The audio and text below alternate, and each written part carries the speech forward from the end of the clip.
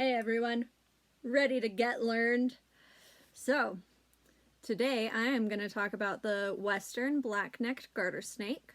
Their scientific name is Thamnophis cyrtopsis. It is a subspecies of the Thamnophis cyrtopsis. They are one of the 3 native garter snake species in Utah. They are part of the garbage pail colubridae family. They are part of the non-venomous, not rear-fanged venomous colubridae, which, that's just where the orphans go. Their name, so cyrtopsis, which is what I found the definition of first, means, so cyrto comes from Greek and it means round. Opsis means appearance, so it's in regards to the nuchal spots that they have. So there's spots just on the back of their head behind their eyes, on the start of their long noodle body. Then I just looked up Thamnophis for the genus name, and it is also ancient Greek. Thamnos means shrub or bush, and ophio means serpent. So if you put that all together, you have the bush serpent with a round appearance, is the literal translation of their scientific name. But you get double the round appearance because it's a subspecies. Yay! Thamnophis cyrtopsis is the least common of the 3 native species in the state of Utah for garter snakes. They aren't necessarily rare, but their range within Utah is pretty small, fairly isolated to the southeastern corner of the state, specifically in San Juan County, and then there were a few sightings on iNaturalist up near Moab. So they do like to be near water, though. Obviously, garter snakes tend to congregate near water, so they'd most likely be found near streams, ponds, rivers, moist areas within the desert, where they can hunt and such. However, they are, at least Thamnophis cyrtopsis is found all along the southwestern states. They're very, very common in Arizona and New Mexico and through to Texas. And once you get past Texas, you get into the eastern species, which I'm not assigned because it's not a Utah native. So on another site that showed up with iNaturalist was the NatureServe site. It does list the Western Black-necked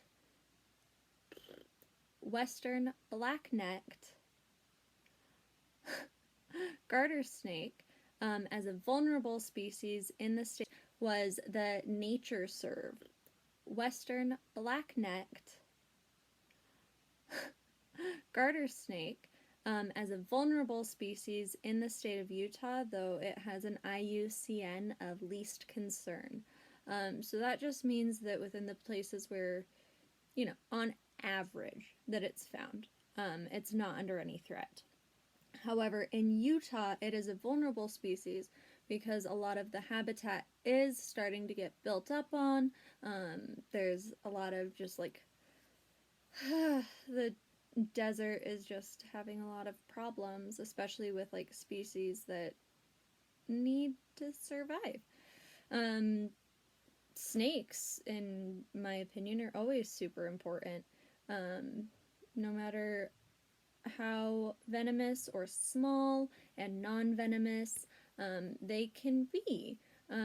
They're part of the predator and prey category. They have a very important spot with taking care of pests and then becoming prey for larger beings, yeah. And so I think that it really sucks that their habitat is being encroached upon by humans, and a lot of that is with like more through the Arizona, New Mexico territories, but they are doing a lot more of like the solar panel farms and wind farms and stuff like that, and it gets into a lot of their territory.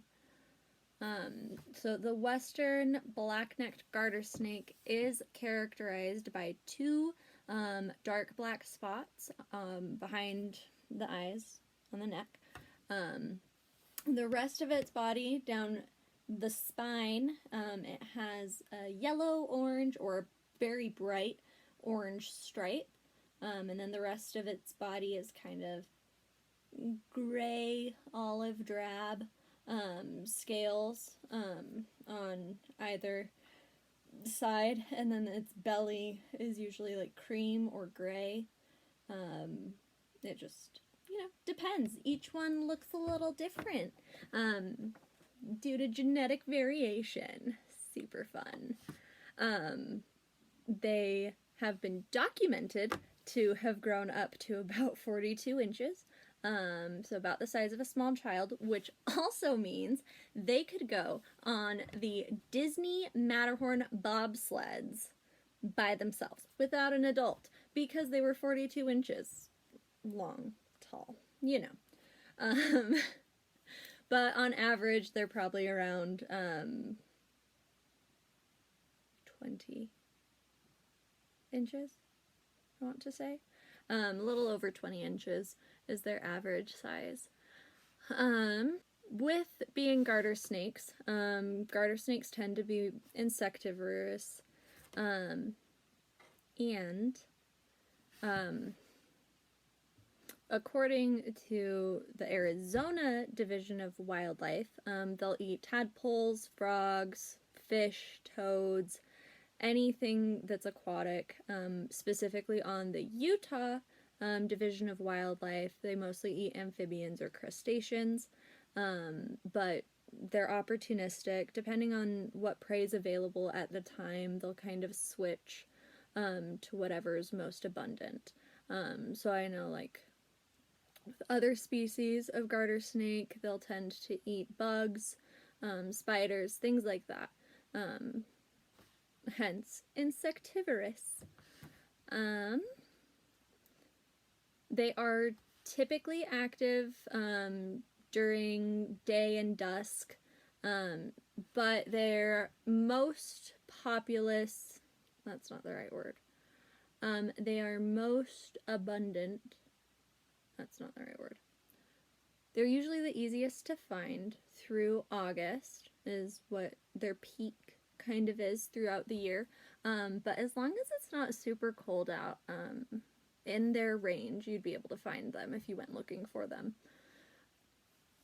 They do estivate in the winter. They'll, go to dens with all the other garter snakes of the species to wait out the winter, which is what I wish I could do every winter, instead of having to be outside. But they will estivate.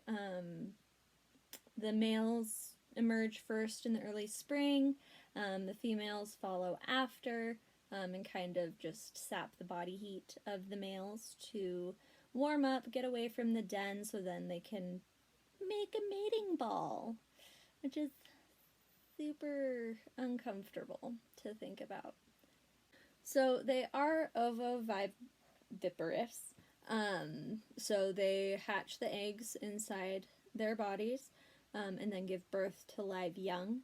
On average, they usually have about 8, but their clutches can range anywhere from 3 to 24 young. And typically they're born through June to August, and the mothers like to be near water when that happens. The baby garter snakes will disperse immediately. They don't hang around, and that's probably the last time they see their mom. There isn't a whole lot of parental care within most snake species, but especially not these ones. But they will hopefully survive at least for 2 to 3 years so they can have a clutch of their own, which is about 2 to 3 years is about how long it takes the black-necked garter snake to reach sexual maturity and be able to carry any young. In captivity, Thamnophis cyrtopsis has lived for 12 to 15 years. It didn't say anything specific about the subspecies, but I would assume it would be something close. And, captivity, what's it called?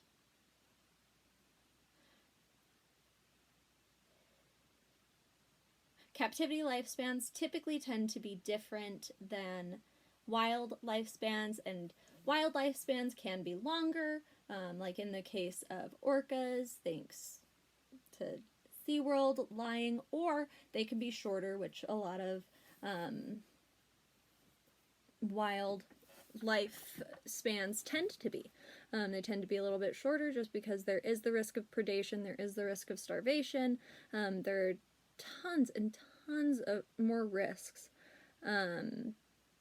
But they're also in the environment that they're meant to be in, so it's kind of a give and take like we've talked about the entire semester.